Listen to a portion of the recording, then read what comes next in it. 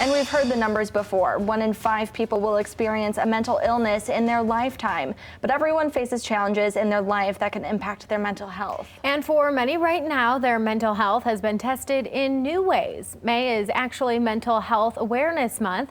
Our DNFL Zone shows us what that means during these times.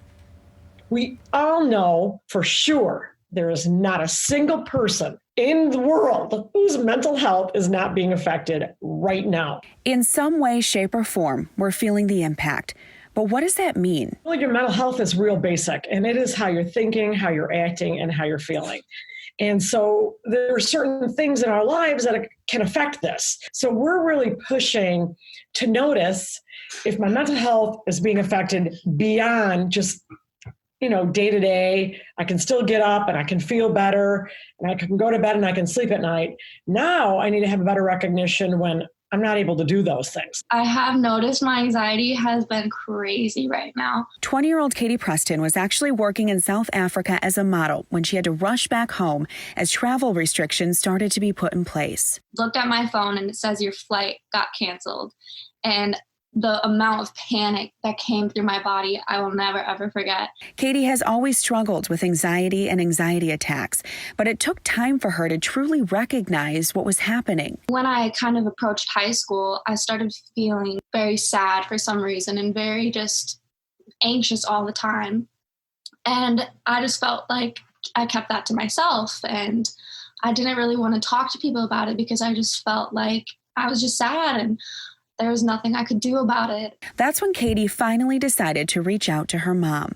I told her I can't keep brushing this off as I'm just sad today. I'll be okay tomorrow. I can't keep doing this because I feel like that's not what it is. She was able to find a therapist and started her mental health journey. The first step is always the hardest. Once you admit that there's something going on, you can finally take those steps to prepare yourself with the tools that you need to handle those things properly and in a healthy way. A lot of times, though, folks can't seem to figure out what I can do to help myself either. So that's why we're all playing a big part in this. And we need to be paying attention to our friends, to our family members, to our peers and our coworkers to get them feeling like there's hope. So what can you do, especially right now in these times? Christy Bach with the Mental Health Foundation of West Michigan says to start, it can be simple. Similar to our physical health, things that I'm doing for that are also good for my mental health. So exercising, get out and doing that, walking, meditation, mindfulness, practice positive self-talk. It's so big. I mean, that used to be a Saturday Night Live skit, but it's the truth. If I can get up and look myself in the mirror and say, you know what, I'm going to have a good day today and work on it. The reality is, whether you've dealt with a mental illness or not, right now we have to make our mental health a priority and know that whatever you're going through, you don't have to do it alone. I felt like I was the only person in the world who felt the way that I did.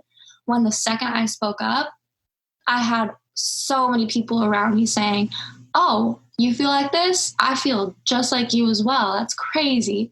And then the next thing I knew, I had a huge support system around me. That was our DNFL Zone reporting. Now, Christy says oftentimes people wonder, when does it become a mental illness?